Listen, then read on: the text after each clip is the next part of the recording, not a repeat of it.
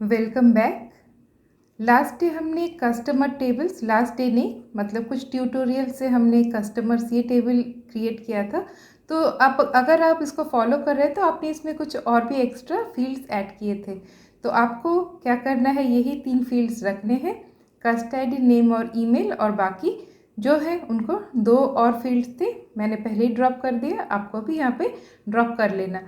और नहीं क्रिएट किया है तो इस तरह से क्रिएट कर सकते हैं।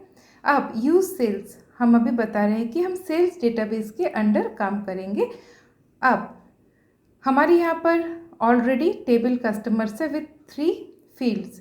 अब हम पहले ही हमारा जो डिफ़ॉल्ट ये कंस्ट्रेंट विथ अ फील्ड हम यहाँ पे ऐड करेंगे, मतलब 4th फील्ड यहाँ पे ऐड होगा और विथ अ कंस्ट्रेंट। मतलब अगर हम एक फील्ड ऐड करना है विथ अ कंस्ट्रेंट जो ऑलरेडी नहीं है, तब हम ये वाला यूज़ केस हम लिखते हैं।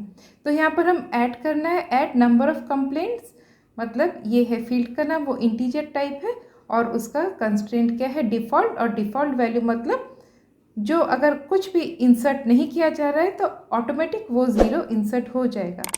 तो हम इसको रन कराते हैं और हमने ये हमारा ये सेकंड यूज़ केस है, क्योंकि हमने जब लास्ट कंस्ट्रेंट देखे थे तब हमने देखा था कि at the time of table creation हमको कैसे ये वाला कंस्ट्रेंट डालना है, ये हम पहले ही देख चुके हैं। तो ये हमारा सेकंड यूज़ केस है। तो देखिए नंबर ऑफ़ कंप्लेंट्स ये डल चुका है और 0 इसका डिफ़ॉल्ट वैल्यू बता रहा है।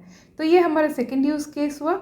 और कंस्ट्रेंट्स कैसे डालने हैं, एकदम स्टार्टिंग में मैंने वो वाला वीडियो बनाया था जिसका लिंक मैं डिस्क्रिप्शन में डाल दूँगी। वो at the time of table creation आप कैसे डायरेक्ट कंस्ट्रेंट डालोगे, वहाँ पर वो बहुत ही अच्छी तरह से बताया हुआ है। तो चलिए अब थर्ड यूज़ केस में चलते हैं, और भी यहाँ पे 2-3 यूज़ केसेस हैं। तो थर्ड यूज़ केस और हमारा क्वेरी है, हमको ये लिखना है, ये ऑल्टर टेबल का नाम जो है कस्टमर्स। अब मैं यहाँ लिख रही हूँ ऑल्टर कॉलम, मतलब कौन सा कॉलम, नंबर ऑफ कंप्लेंट्स, और हम अभी ड्रॉप करेंगे इस कंस्ट्रेंट को, मतलब ड्रॉप डिफ़ॉल्ट, इतना ही लिखना है। और उसके बाद हमें इसको रन करवाना है। तो देखिए मतलब फील्ड रह जाएगा मगर कंस्ट्रेंट ड्रॉप हो जाएगा। तो मैंने यहाँ पे एक छोटी सी गलती कर दी, कंप्लेंट्स के जगह पे मैंने कंस्ट्रेंट्स लिख दिया। तो चलिए इसको हम करेक्शन कर लेते हैं, क्योंकि यहाँ पर फील्ड का नाम ही गलती लिखा है। तो अब क्या है, जैसे हम नॉर्मल फील्ड ऐड करते हैं वैसे ही फील्ड रहेगा, मगर हमने ड्रॉप कर दिया उसका कंस्ट्रेंट। तो चलिए इसको देखते हैं।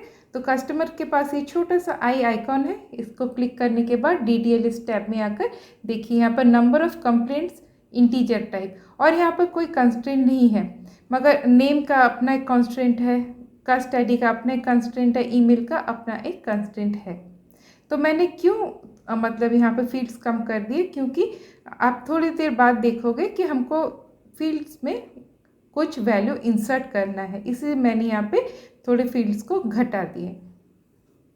अब हमारा नेक्स्ट यूज़ केस, यहाँ पर हम अभी क्या करेंगे, यहाँ पे लिखा है ऑल्टर टेबल कस्टमर्स, ये तो लिखना ही है। अब हमारा सोचिए पास एक फील्ड है, और अब हम टेबल बन जाने के बाद, टेबल क्रिएट होने के बाद हम इस कंस्ट्रेंट को, डिफ़ॉल्ट कंस्ट्रेंट को हम ऐड करना, जोड़ना चाहते हैं, तब हम कैसे लिखेंगे।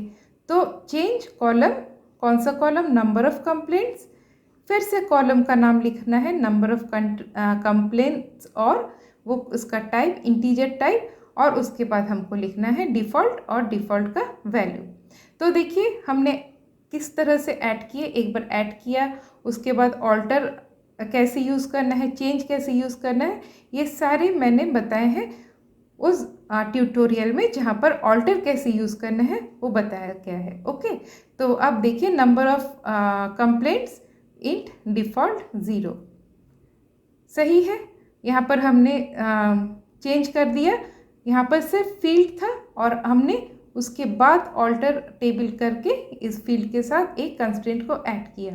तो डिफरेंट आपको यूज़ केसेस दिख रहे हैं। एकदम स्टार्टिंग क्या था कि हम जब टेबल क्रिएट कर रहे हैं तब कैसे फील्ड के साथ कंस्ट्रेंट को जोड़े, और टेबल जब क्रिएट कर रहे हैं उस टाइम हमने फील्ड नहीं जोड़ा और उसका कंस्ट्रेंट तो था ही नहीं, उस तरह से कैसे ऐड कर सकते हैं। उसके बाद हमने देखा हम ड्रॉप कैसे कर सकते कंस्ट्रेंट को। उसके बाद हमने यूज़ केस देखा कि हम फील्ड है मगर हम बाद में कंस्ट्रेंट को ऐड कर रहे हैं। अब इसका इम्प्लीमेंटेशन देखेंगे।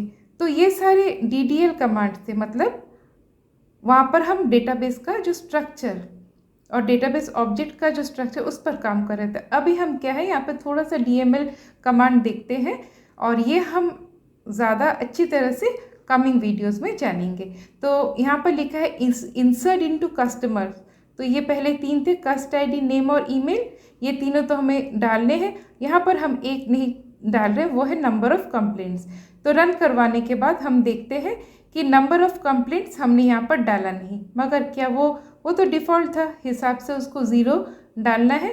तो इसके लिए हमको सिलेक्ट स्टेटमेंट या फिर ये वाला जो कस्टमर्स में जो इनपुट हुआ है वो क्या हुआ है वो हमें देखना है। तो देखिए कस्ट ID 1, नेम भी डाला है, ईमेल भी डाला है और यहाँ पे हमने क्योंकि कुछ नहीं इंसर्ट किया था तो नंबर ऑफ़ कंप्लेंट्स में वो जो डिफ़ॉल्ट वैल्यू था 0 वो यहाँ पर इंसर्ट कर दिया है। अब हम चाहते हैं कि डिफ़ॉल्ट नहीं, हम अपनी तरफ से कोई एक वैल्यू डालेंगे। तब हम क्या करेंगे, हमको यहाँ पर फील्ड का नाम लिखना है, क्योंकि हम जब यहाँ पर वैल्यू डाल रहे हैं तो ये नंबर ऑफ़ फील्ड्स और नंबर ऑफ़ वैल्यूज़ इंसर्टेड ये दोनों सेम होने हैं। तो हमको यहाँ पर प्राइमरी की 2 किया, क्योंकि प्राइमरी की एक यूनिक की होता है, हम उसको नल नहीं छोड़ सकते। तो नेम भी चेंज कर दिया और यहाँ पर हमको ईमेल ID भी चेंज करना है, क्योंकि ईमेल ID हमने देखा वहाँ पर यूनिक कंस्ट्रेंट वो ऐड किया हुआ था। तो हमने ये तीनों ही चेंज कर लिए, मगर वहाँ पर 4 फील्ड्स इंसर्ट इनटू कस्टमर्स में है तो यहाँ पर मैंने 1 डाल दिया फॉर नंबर ऑफ़ कंप्लेंट्स। तो अब हम फिर से सिलेक्ट स्टेटमेंट इसको रन करवा के देखते हैं। तो देखिए यहाँ पर सेकंड जो रिकॉर्ड यहाँ पे इंसर्ट हुआ है वहाँ पर उसने नंबर ऑफ़ कंप्लेंट्स में 1 डाला है। ओके, तो अब हमको इसका इम्प्लीमेंटेशन भी मोर और लेस थोड़ा सा पता चल गया। तो कमिंग वीडियोस में हम जब DML स्टेटमेंट करेंगे और भी अच्छी तरह से कुछ एग्जाम्पल सॉल्व करेंगे, तब हमको इसका इम्प्लीमेंटेशन और भी अच्छी तरह से मालूम पड़ेगा। और एक लास्ट यूज़ केस जो मैं एक्चुअली यहाँ पर डालना भूल गई, क्योंकि वो use case actually logically number of complaints के साथ मैच नहीं करता। फिर भी आप इस यूज़ केस को जस्ट एक बार जान लीजिए, ये दूसरे सिनेरियो में अच्छी तरह से काम करेगा। कि अगर हमने सोचिए 0 डाल के रखा है कि अगर कुछ नहीं डालता है तो नंबर ऑफ़ कंप्लेंट 0, वो तो यूजुअल सी बात है। मगर कोई सिनेरियो में अगर नंबर ऑफ़ कंप्लेंट्स नहीं था और कुछ फील्ड दूसरा था, तब हम क्या उसको चेंज कर सकते हैं जो पहले से डला हुआ है डिफ़ॉल्ट? तो हाँ, ज़रूर चेंज कर सकते हैं। तो उसके लिए क्या लिखना है, ऑल्टर फील्ड का नाम सेट डिफ़ॉल्ट, मतलब जो 0 है उसके जगह पे वो 0 नहीं, हम बाद में भी उसका वैल्यू चेंज कर रहे हैं, हम वैल्यू चेंज कर सकते हैं। तो ये और एक यूज़ केस है। तो देखिए यहाँ पे लिख दिया है number of complaints int default 5। तो कंप्लेंट्स तो और 5 एकदम स्टार्टिंग में नहीं हो सकता है, मगर नंबर ऑफ़ कंप्लेंट्स की जगह अगर कोई और फील्ड होता तो हम ज़रूर सेट डिफ़ॉल्ट करके बाद में भी यहाँ पर जो कंस्ट्रेंट का वैल्यू उसको हम चेंज कर सकते हैं। आई होप आपको बहुत सारे यूज़ केसेस और उसका यूज़फुलनेस आपको यहाँ मालूम चल गया। तो फिर हम नेक्स्ट और एक ट्यूटोरियल के साथ मिलते हैं, तब तक के लिए बाय बाय।